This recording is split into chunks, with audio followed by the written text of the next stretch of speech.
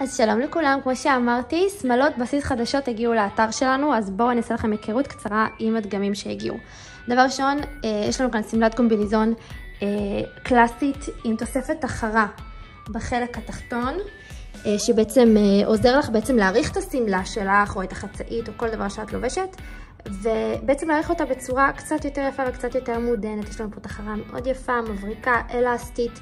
השמלה גם כן מבד אלסטי, מאוד נעימה על הגוף. כמו שאתם רואות, יש לכם כאן גופיות ספגטי ויכולת להתאים אותם למידות גוף שלכם. אם אתם רוצות שהמחשוף יהיה יותר גבוה, אתם יכולות כמובן לקצר, ואם אתם רוצות שהוא יהיה יותר נמוך, אתם יכולות להעריך תמיד.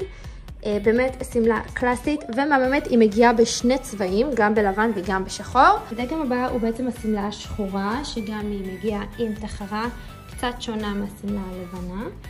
תחרת פרחים ממש יפה ומיוחדת, אלסטית, נוחה וכיפית. גם בשמלה הזו יש לכם אפשרות להתאים את הכתפיות, באמת שמלה מהממת וסופר שימושית.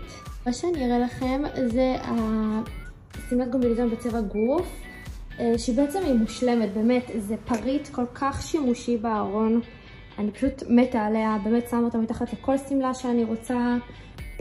היא קצרה יותר, היא 90 סנטימטר, מה שגורם לכך שבאמת לא רואים אותה בחלק התחתון, אז את יכולה באמת להשתמש בהלבשה תחתונה לכל דבר, מסתירה הכל. גם כאן יש לכם את הכתפיות שאתם יכולות להתאים, וכמו שאמרתי, היא מגיעה בעוד שני צבעים, גם בשחור וגם בלבן.